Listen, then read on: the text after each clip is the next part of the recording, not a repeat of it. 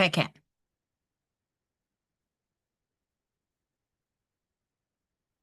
And I'm going to share my screen and the sound.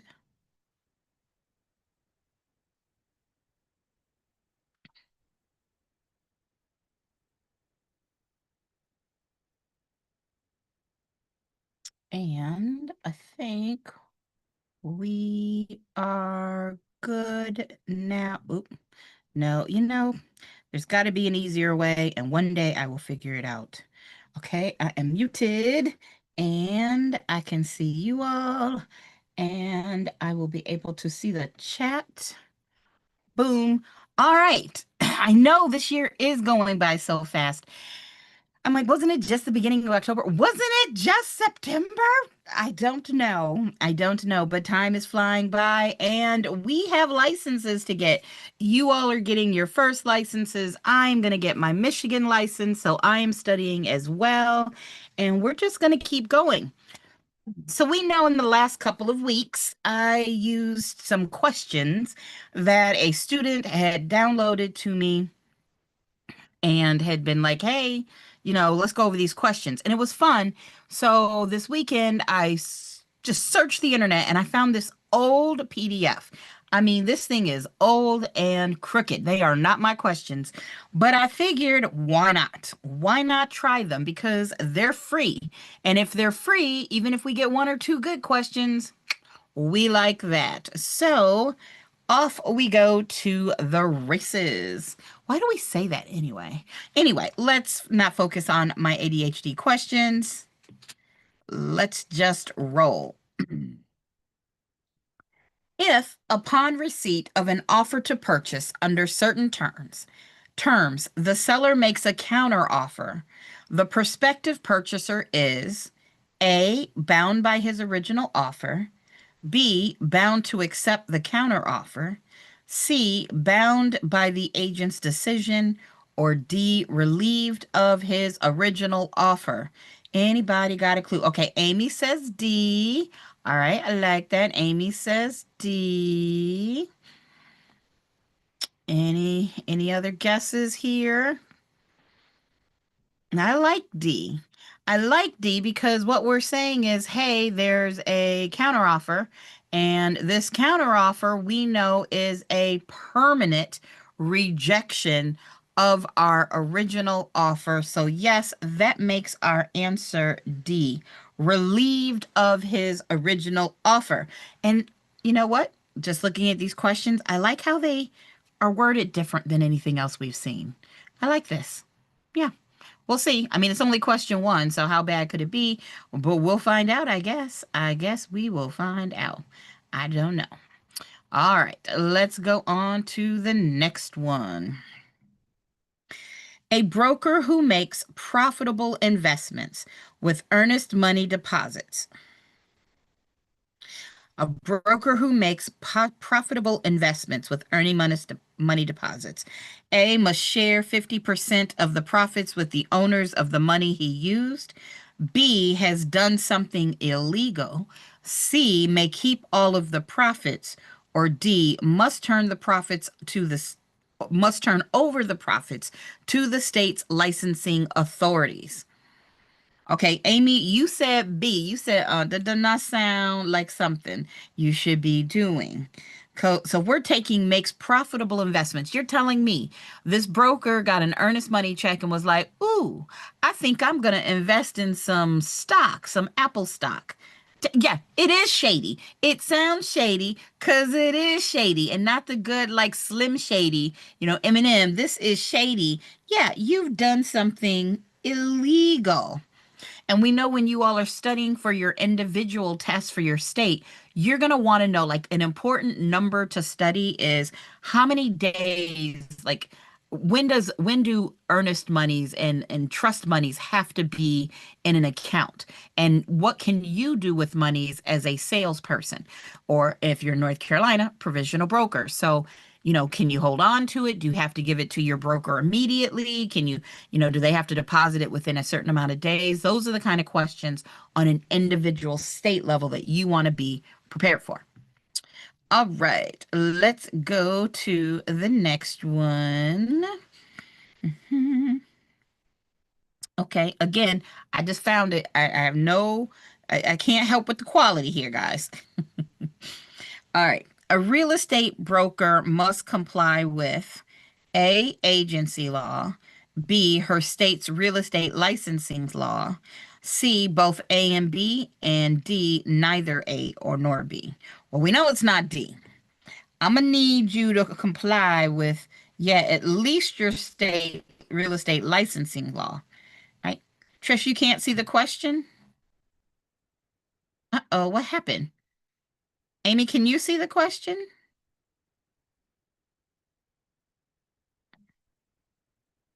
Let's see, did it freeze up? It might have frozen up. Hmm, hmm, Okay, let's try this. Let's try it again. Looks frozen. Okay, let's try this. Stop share. And now let's try it again and share iPad.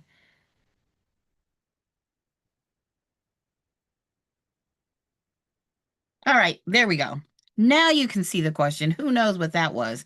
Yay. So again, a real estate broker must comply with, and thank you for letting me know it was frozen. Otherwise, I would have never known. And okay, yep. So thank you. A real estate broker must comply with A, agency law, B, her state's real estate licensing law, C, both A and B, and D, neither A nor B. And I was just saying, well, we know it is definitely, oh, not D. Because you know, as a licensee, you're going to have to comply with your state's licensing laws. So this means it's either B or C. So the question becomes, what do they mean when they're talking about agency law? And hey, Caroline, what do we mean when we say agency?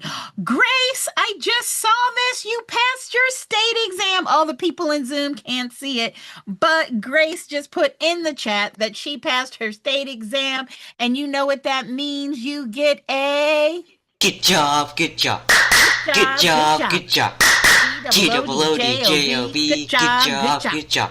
And My money don't jiggle jiggle, it folds. I like to see you wiggle wiggle, for sure. hey, we love that. Oh, we love that you have passed your exam. That makes me so happy. Congratulations. Congratulations. La la la la la. Congratulations. Oh, I just love singing the songs. I do, I do, I do, I do. All right. I love that for you, Grace. Mwah. And you know, if you have questions, you can always come in here and ask anytime I'm live, but I know you got this. I mean, passing the test, you're going to have to work that hard through all of your real estate career. And if you can pass the test, you can be successful in real estate. So there we go. All right. So we're back to this number three. We talk about agency law. What they're referring to is basically, the common law of agency. You might, when we say agency law, you're like, what is that? But the common law of agency, which we know basically applies in every state. It comes from rulings and laws that are common. So, yeah, we are usually somebody's agent. I mean, that's why we say we're real estate agents. So, you need to comply with that as well. So, I'm going to go ahead and say our answer is C, both B, A and B. Boom. Love it. Oh, and Grace, they've said congratulations in the Zoom room too, of course. Hey, Tricks.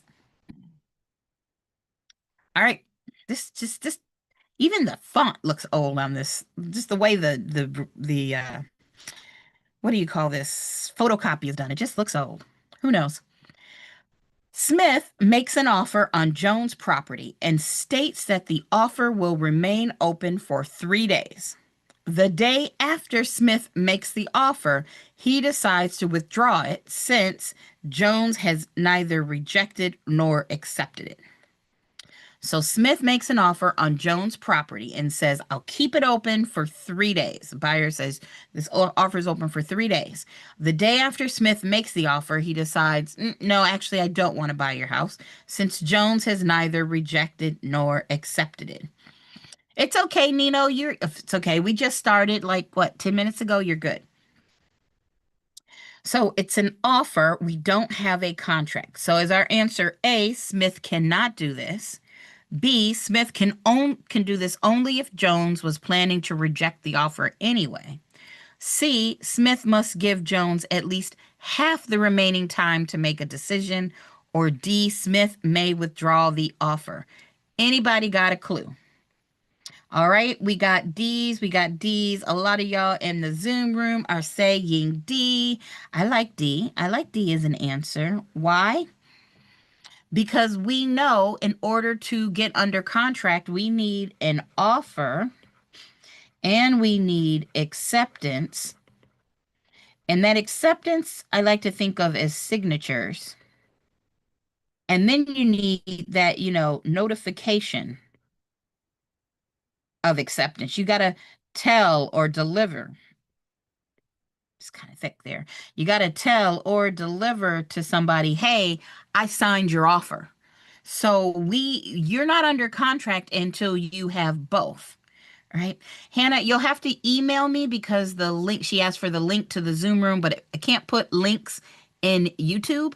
So if you email me, it's always the same link for all Wednesday and Friday classes, which reminds me, don't forget, guys, we're going to finish the math. We're going to do math part 3 this Sunday at 4 p.m. Eastern. And if you want to join us, you just need to email me so I can give you that link. That one is not live on YouTube. It's just live, everybody in a Zoom room. So we're going to finish the math. I say that now. We're going to finish math. It's been a whole series. If you want to come, it's free. You know you can join me. Just email me for the Zoom link. It is Candace Ellis at gmail.com. There we go. All right. And Grace, you said calendar days or business days.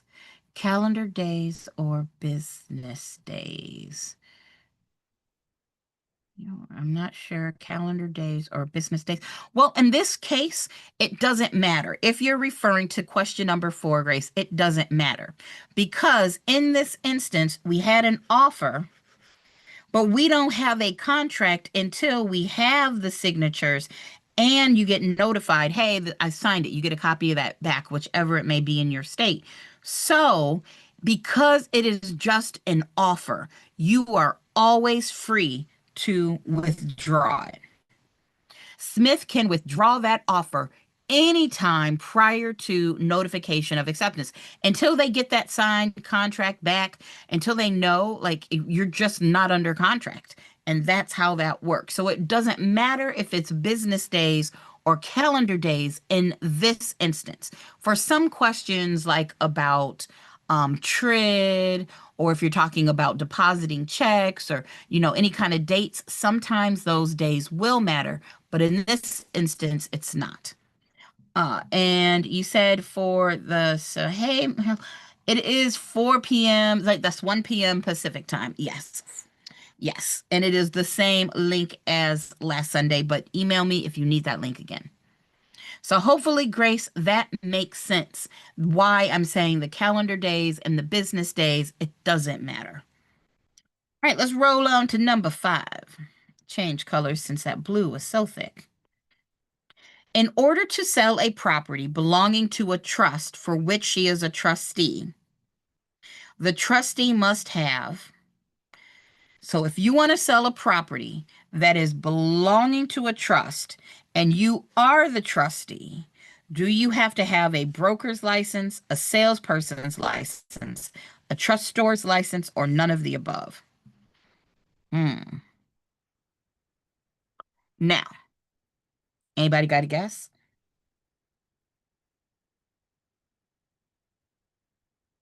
All right, we got D, we got D, we got D. And I'm going to loosely say, yeah, I think the answer is D. I'm pretty sure there's not a single state where you are required to have a license to sell your own properties. And if you're the trustee, you're in charge of the properties owned by that trust. So it's kind of like a FSBO in a way. Now, I'm going to say that with a big fat asterisk because, maybe there's a weird state out there with some different laws. Shouldn't call you weird, you're just different. But yeah, you don't need because the trustee is running that trust, they don't need a license. So there you go. Eesh. There's lots of numbers, but we're going to do it. We're going to do it. Appraised valuation, number 6, is $250,000. Taxes based on 20% of appraised valuation. City tax is 50 mils. County tax is 40 mils. Which of the following is true? Okay, well, we know one, we're going to use the appraised valuation, which even if you're in California and you get tested, you want to know that if we're doing taxes, it's off appraised value, not market value, sales price generally. Like if it says there's an appraised value, go with that, right? And sometimes it'll say that the appraised value like this, tax is based off of 20% of the appraised valuation. So I'm just going to do $250,000 times 20%, assuming I calculate her correctly. $250,000 times 20% gives me $50,000. Okay. City tax is 50 mils. County tax is 40 mils. I'm just going to go ahead and add the 50 and the 40 together to get 90, right? Mills was on, your practice test? Okay, yep, because you do need to know mills. You do need to know mills, whatever you are, because even if you're, again, in California, they could ask you what's the concept of a mill. So we got 90 mils. And what I remember about mills is if you want to spell mill, there's 4 letters, M-I-L-L, and I want you to remember the number 1,000. All you need to do is divide one of these friggin' numbers by 1,000. So I'm going to take my 50,000, divide it by 1,000, which is going to give me 50. And then I can multiply that by the 90 mils. And that's going to give me, what is that, $4,500? I'm pretty sure 50 times 90 equals, yeah, $4,500. I was pretty sure with my zeros moving there, I was good. So $4,500. Okay. Well, I can say that the city and county tax did not add up to $6,000. Great. And I know that the county tax isn't $20,000 because our total here is $4,500. The question is our answer D, none of the above, or A, $2,500? Okay, well, I did the total, but I did not do just one. It says the city tax is 50 mils. So I could do the 50,000 divided by 1,000, which is 50. And then I could take that 50 and multiply it by 50, which should be 2,500. And that makes our answer A, 2,500. There we go. Now, not too hard. Oh, yeah, I see some of y'all got the answer before I did. You know I'm a little slow on the math. But just remember, when you see mil, what you want to do is divide something by 1,000. Divide something by 1,000. And you want to remember that a mil is equal to 1/10 of 0.01, like of a penny. So there'd be 10 mils and 1 cent. There you go. I am not doing number 7. I just don't have the bandwidth for it right now. It's not a math day, but let's read it. Peretskis, I don't know. P's building is 90 feet by 60 feet. He wishes to build a sidewalk that's 5 feet wide and 6 inches thick around outside of the building. How many cubic yards of concrete will he need? I don't care.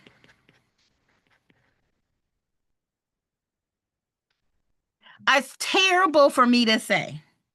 It is terrible for me to say. Can I do this? Yes, but I'm going to have to draw this building. And then on the outside, there's this, you've got this. I ain't nobody got time for that. For real though, like absolutely not. And then I got to figure now I got to know how much cubic yards you want me to find this not the area but the how much it would take the volume. Mm-mm. Nope. Can I? Yes. Will I? Absolutely not. So there we go. And remember, Grace, it's all about the tests are different. So somebody could very well get 6. You may not have had it, but somebody very well could. All right. And so we're going with my very Candace answer because I'm not officially a teacher right now. Nobody's paying me to do this. I can say, I don't care. We're not doing it. Skip it. Why? So I can spend 15 minutes doing it and then get worried if I get the wrong answer? Absolutely not. This is one I would come back to at the end and be like, okay, let me see if I can do this, if I have the energy and the mind space to do this now. Because I might not. I might not. And that's okay too. All right, number 8. In the absence of any agreement to the contrary, the mortgage normally having priority will be the one that is A, for the greatest amount, B, is a permanent mortgage, C, was recorded first, or D, is a construction loan mortgage, which is a fancy way. You pay us with our first commission. Look, just knowing that you all are passing, that makes me happy. All right. So, which mortgage usually has priority? Yes, and I think this is good because they are worded differently. Which mortgage has the first priority? What gets paid first? I know y'all know this. Which lien gets paid first? Caroline, you said D, a construction loan mortgage. Nino, you said C, which was recorded first. So what is our lien priority? Well, as a review, I know that, just go to here. Those are my other notes. Don't mind those notes. We got to go to, boom. Let's get a fresh, clean page here. Lien priority. In general, if there's a foreclosure, generally, the first thing paid, the first item paid will be the cost of sale. Think of court costs. But that's the first item. All right. The first lien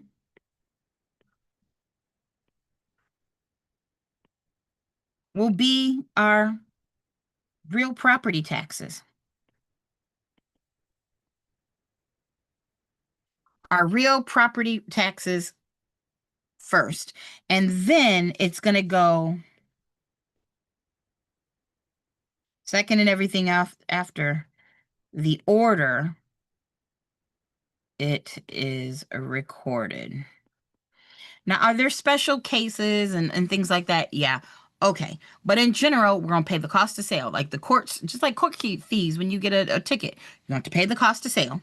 Then you're going to make sure the real property taxes are paid, and then the order it's recorded. So if we know that, we can go back here and say, all right, it's not about whether it was for the greatest amount. I don't even know what they mean by permanent mortgage. Okay. And a construction loan mortgage, well, that's not going to be the first I guess it's asking us for the first mortgage that is going to have priority. That should have already been paid off. I'm going to go with this. And even if it wasn't, in states where it's about, most states, it's going to be about who records first, right? It's about who filed first. Yes. So there we go. Oh, Caroline, were you saying the last answer was D? Were you saying that 7 was D? I don't even know if that's, I don't even know. I don't know. All right. So if you chose C, you got it right. You got it right. Hey, you got it right. Do a little dance, do a little dance, do a little dance, do a little dance. Hey, hey, hey, hey. All right.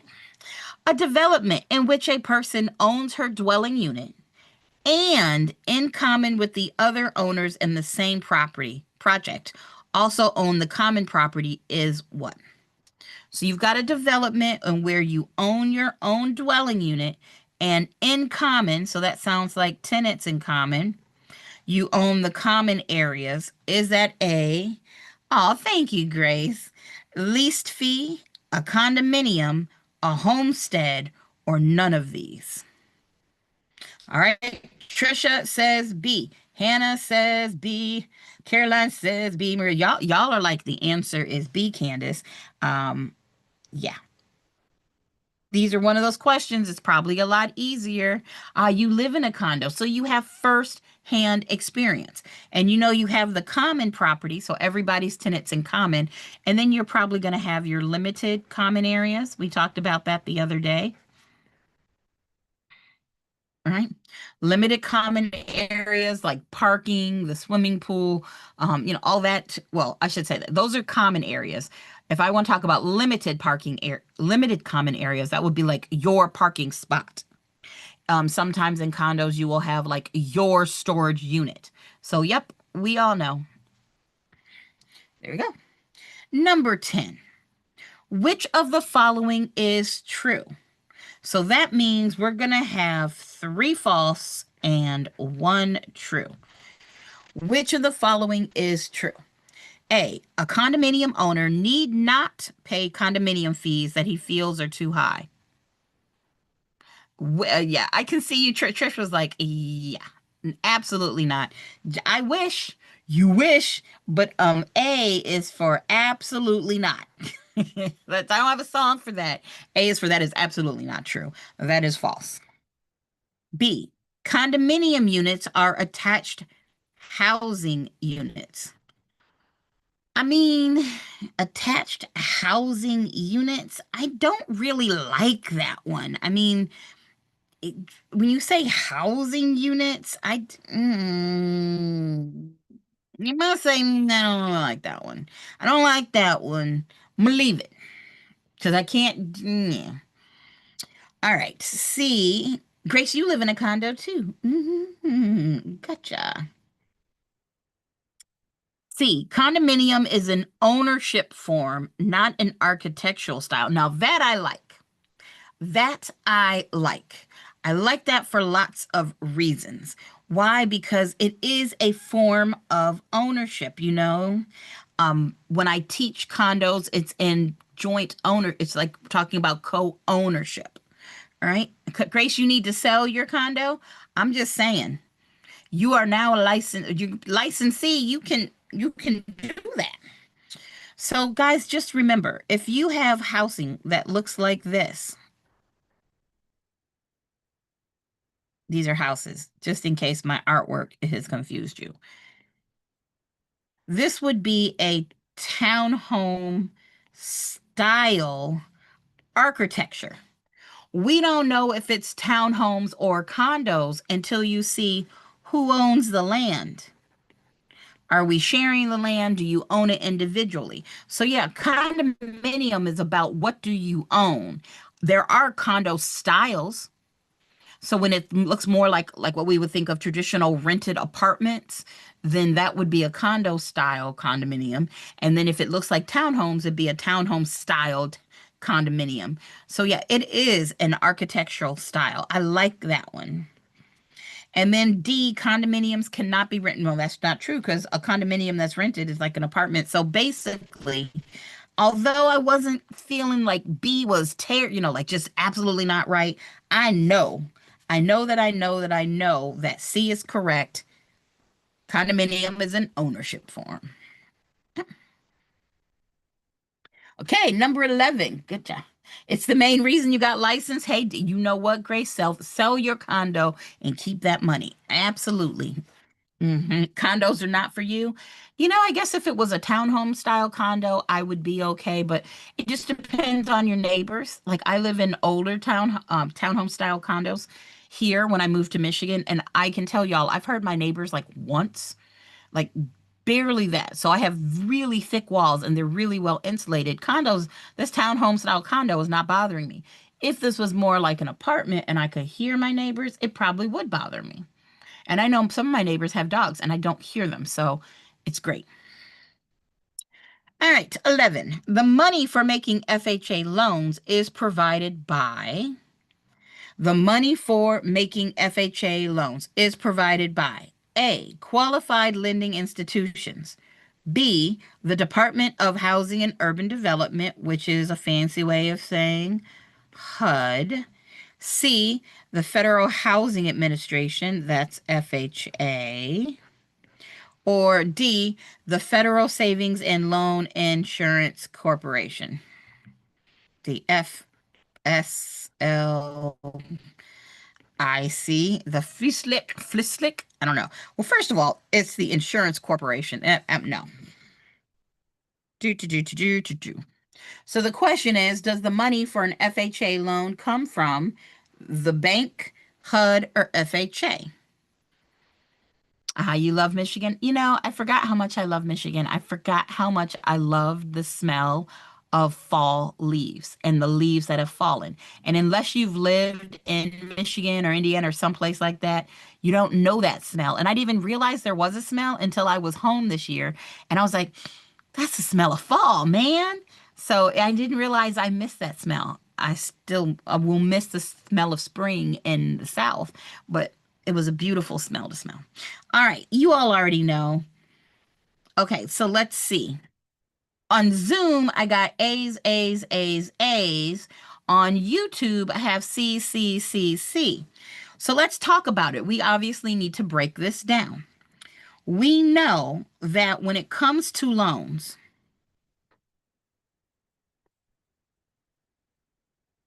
they are either conventional or they are government. All right. Conventional loans means the only collateral is the real property. And government loans, FHA, VA, USDA are the main ones. Well, we know that FHA provides the mortgage insurance.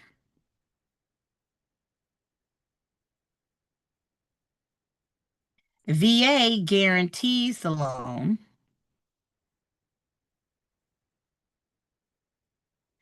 And USDA loans can either the money can come directly from USDA or they're guaranteeing. But in either way, if it's an FHA or VA loan, the money comes from a bank. The money comes from the bank, and then FHA is, of course, providing the mortgage insurance. And if it's an FHA loan nowadays, that's forever, the whole time you have the loan. And if it's a VA loan, the money's still coming from the bank. They're just guaranteeing it. So that means our answer, going back to this question, money for an FHA loan, it comes from qualified lending institutions. Hey, Zoom, my Zoom people, got it right. Got it right. Hey, we got it right. Okay, Zoom people. And I see you changed your answer, Nino. I'll give that to you as well. Mm-hmm. Mm-hmm. Uh-huh. Uh-huh. Uh-huh. Uh-huh. Oh, you don't know what that is from. It is from The Emperor's New Groove. Love that movie. Okay. Number 12. License law forbids. Well, I don't know which state this is, so let's skip it. All right. I probably could guess it, but I'm not going to try to choose somebody's license law. All right. 13. The term realtor. Realtor. Y'all, it's got 2 syllables. You are not a realtor. Candace got embarrassed as a young realtor when I stood up proudly and say, I'm so happy to be a realtor in a realtor meeting. And everybody turned and looked at me like, oh, there was judgment everywhere. It was like I wore white after Labor Day. It was not good. So, realtor. If you're going to pay all that money to be a realtor, you should know how to say it. You should know how to say it. So, realtor. Is it a registered trademark? Is it refer to anyone who has a real estate license? Refers to anyone who sells real estate? Or D, none of the above? What do you think? We got an A. Mariel, you asked, what's the difference between CalVet and VA? I don't know. So, just as a side note over here, guys, I had somebody in Zoom asked the difference between CalVet and a VA loan. Well, first, I know this is California only, but I do know if you're in California, they ask a lot of questions about it. And so, because I know I get a number of people from California, this is a great time to ask favorite, everybody's favorite uncle. Yes. All right. That's gonna be, hey, Uncle Ray, what's the difference between the CalVet program and a VA loan? What would I need to know for the real estate exam? Hey, Candace. Absolutely. Let's break that down a bit. So, the CalVet program and a VA loan do share a similarity in that they both aim to help veterans buy homes, but they're kind of like cousins rather than twins. The VA loan is a federal program available nationwide and is backed by the U.S. Department of Veterans Affairs. It's designed to help eligible veterans, service members, and sometimes surviving spouses purchase homes with some really nice perks like no down payment in many cases and no private mortgage insurance requirement. Now, the CalVet loan is a California specific program. It's run by the California Department of Veterans Affairs, and it's only for eligible veterans who are purchasing property in California.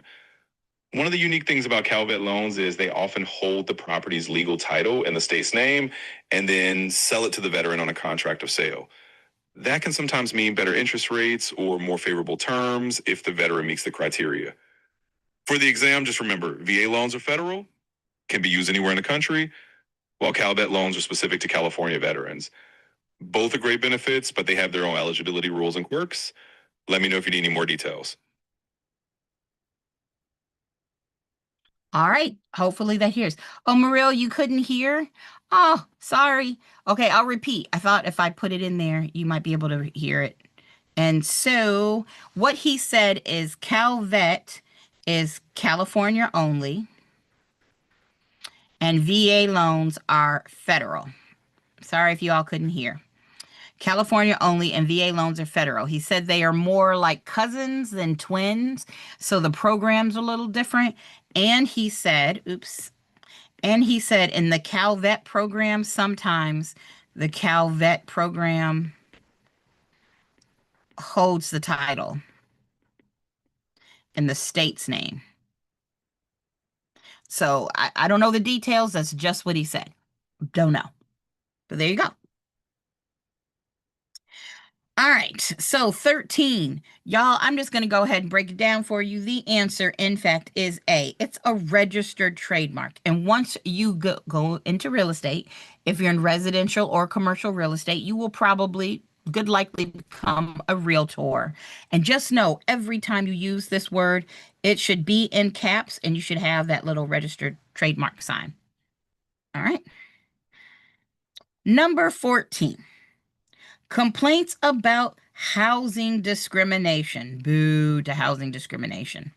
Complaints about housing discrimination may be brought to the Secretary of Housing and Urban Development, B, directly to the court, C, either A or B, or D, neither A or B.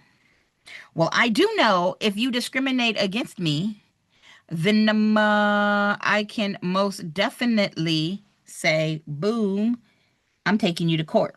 So I know it can't be D. And I know it can't be just A, right? Because or I say, well, yeah, it can't be just A because B is correct. Mhm. And then, can I take it to HUD? Yeah, yeah, you can complain to HUD. So our answer is going to be here. Now remember, most states have some type of housing board commission, like something put together to help HUD deal with this. I know in North Carolina, it's the North Carolina Human Relations Commission. And you know what? I should be able to know what that is off the top of my head in Michigan, but I just realized I do not yet. Mhm. I do not know. I need to make a note for Candace. That needs to be one of those things that I know how to test off the top of my head. So I'm going to put Michigan Human Relations Commission equivalent.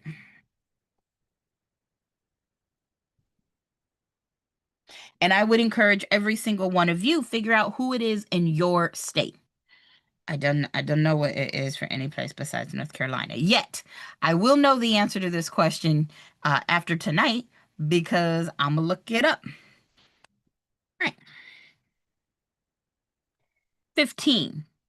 Which of the following is or are always exempt from real property taxes? So which one is always going to be exempt from real property taxes? Is it A, income producing property owned by a church, B, government owned property, C, most restaurants, and D, a private for profit school? What says you? Mhm. Grace said, you can't wait for somebody to say something obscure. I would be the voice of reason. I would be a voice. I don't know if I'm going to be reasonable if you say something discriminatory, but I will be a voice that they will hear. That is true. All right, let's see. I got a B. All right, we got a B. Oh, what was the answer for the realtor question? You got it. Yes, A. Sorry. Sorry, I missed that. We got B's, B's, B's. Yes, government owned properties. The government does not own properties and then tax themselves. That seems kind of ridiculous. Although that would not be the most ridiculous thing our government has ever done. So, hey. Now, remember, even though A says it is owned by a church, it is income producing. And that means you need to call somebody who's got a degree in accounting and does tax law because we can't guarantee they won't pay taxes. Just saying. All right, 16. Government takes our money but not pay taxes ever. Well, we pay taxes to the government so they can give us services. And that's where we're going to end this conversation because the government and politics. I would be nice though, and I will say everybody could, be healthy. Have health care. So, how that happens, above my pay grade. 16, tenancy and severalty refers to ownership by a married couple, B, ownership by one person, C, ownership by people who are related but not married, or D, ownership by unrelated people. You got this one for 16. You got this one. We got B's. We got B's. I'm bringing home a baby, a bumblebee. Won't my mama be so proud of me? All right. B, B, B, B, B. So ownership by one person. Y'all knew this one. You know that. You know that it's gonna be ownership and sever, like you severed off an arm, and then that piece. It's like the Baby Shark song.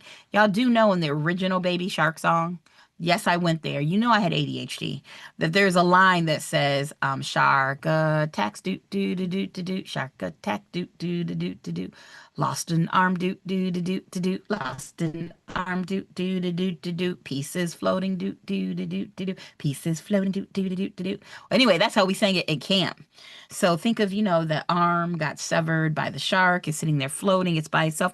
And I have totally gotten off track with the real estate. But you're welcome for now putting the Baby Shark song in your head. What can I say? Yeah. Baby Shark in rave style is fire. Look, I liked it before the song came out that became so popular. I would sing the Baby Shark song all the time. It just got a little bit too much with the kids. Just, Is the Bumblebee song folklore? Um, it's another, that's a childhood song. I don't, when did I learn the Bumblebee song? Maybe camp, maybe elementary school. I mean, I have random songs in my head. I do, but I don't know if it's folklore. I think it's just an old kind of song, like just random song. All right, number 17. Think I've already answered this one today. For every contract of sale, there must be A, an offer and acceptance, B, a mortgage loan, C, a broker, or D, good consideration. All right, we got A's rolling in over here on Zoom. We got A's rolling in. All right. I think you meant folklore, but Grace, I think that's okay if you spelled it wrong. Nobody's worried about it. All right, Trisha said acceptance. And yeah, right? Yep, we got A's, A's, D. You said A. Because I just said earlier, you have to have an offer. There has to be acceptance. And then you got to notify the other side, whether it's delivery or telling them, whatever it is for your state. You can't just sign. You got to let the other side know. So yes. Our answer is A. Good job. Good job. Let's see.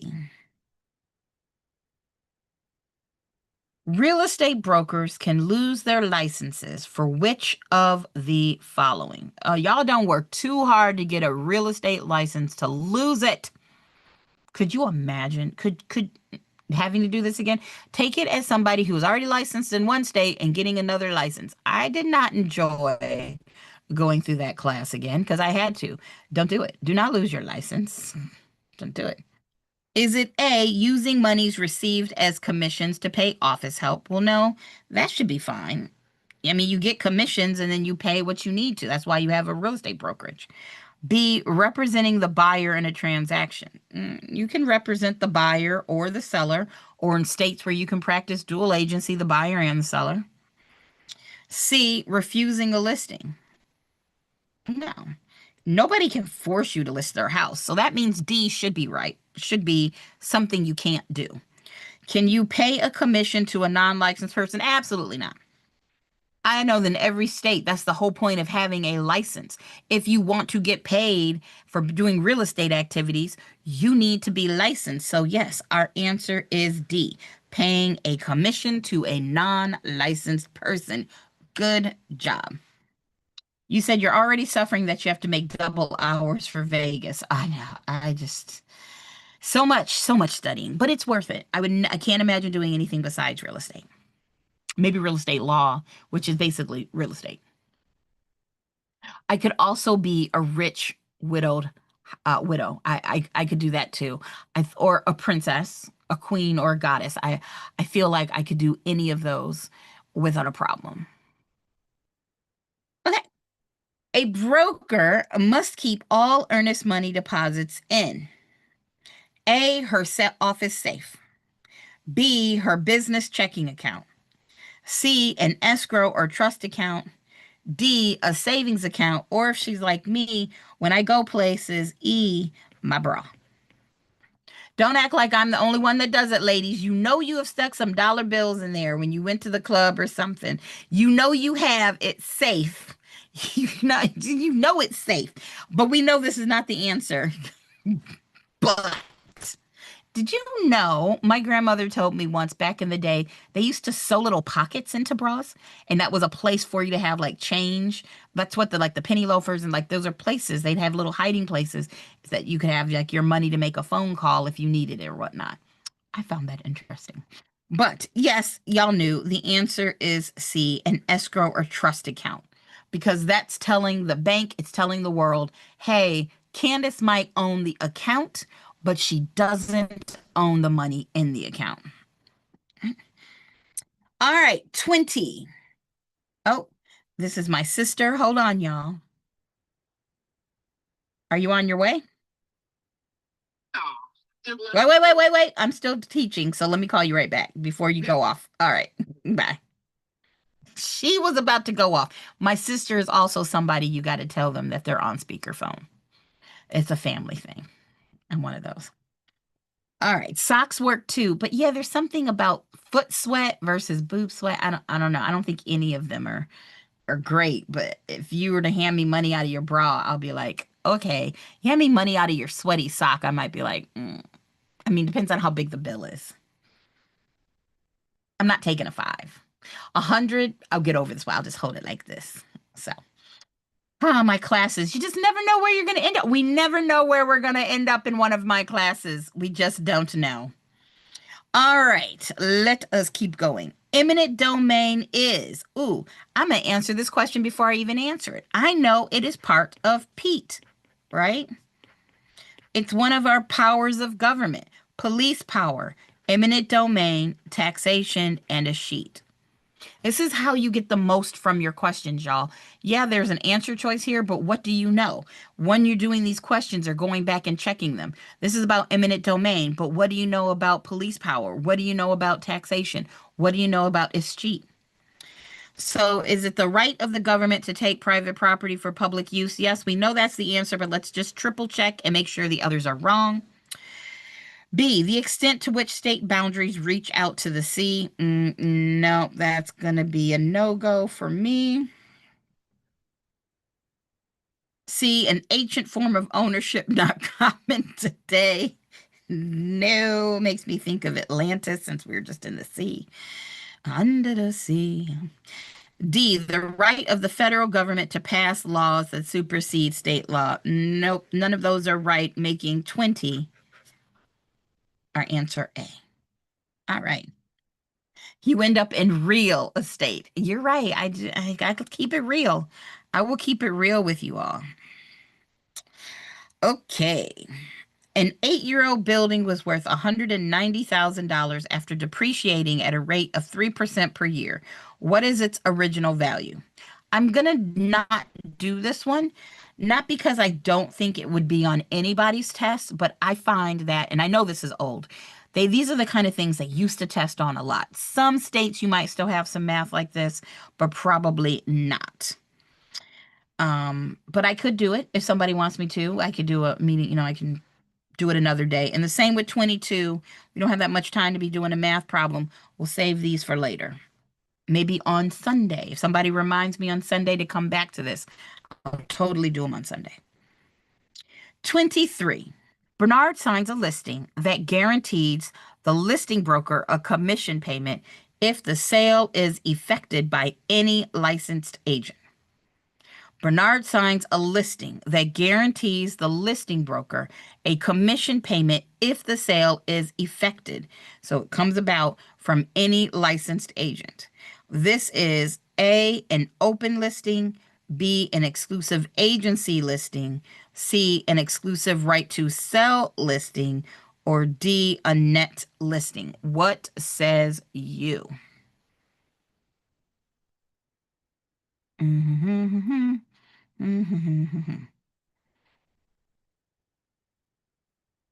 Oh, D, police. Grace, you said Google. What am I Googling? I'm not quite sure. That's okay.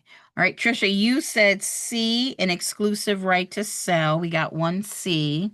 Amy, you said A, an open listing, unless that was our last answer. Was that our last answer? That might be from our last one. I'm not quite sure. Okay, we got a C. We got a C. All right, so for 23, my guess is going to be, actually, I think the answer is B. And let me tell you why. It says it guarantees a commission if the sale is affected by any licensed agent. But what if the seller sells the house themselves? I would say our answer was exclusive right to sell if it said by an agent or anybody else. If a buyer is found any way, shape, or form, then I would call that an exclusive right to sell. It's an exclusive agency because it says by any licensed agent. That's all they're guaranteeing. So if the commission is not found by an agent, the seller finds them themselves, that listing agent may not get paid. So I'm going to go with B. Now we know an open listing is when the seller says, I'm not hiring just one listing broker. I'm only paying the broker that finds the buyer. And a net listing, which is illegal in a lot of states or frowned upon, is when the seller says, look, I want X amount, and anything over X that we get would be your commission.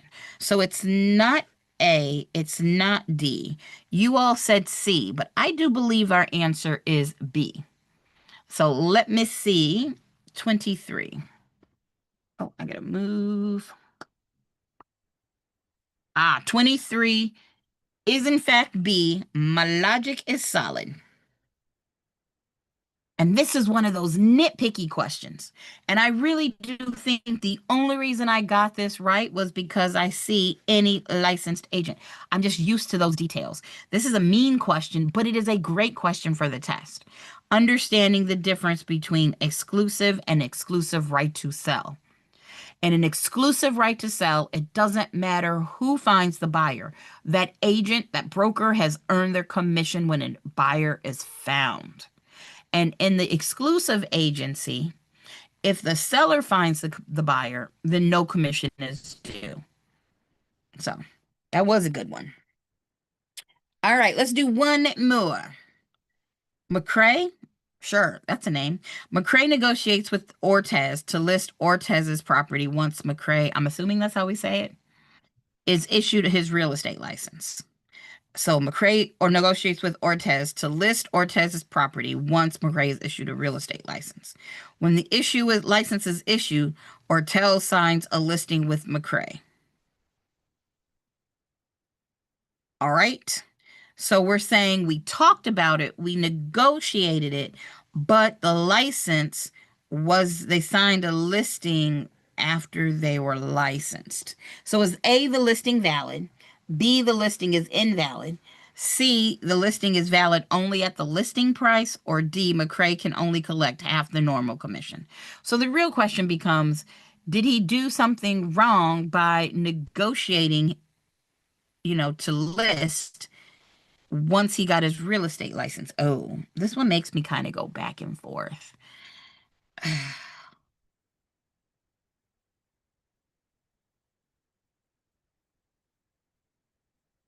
What do you all think? B, yeah, I think I'm. So I know when I teach for North Carolina, you need a license if you do any of LL Beans.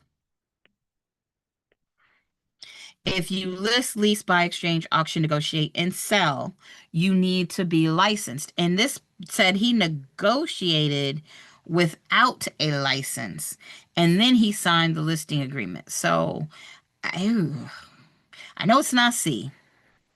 I know it's not D.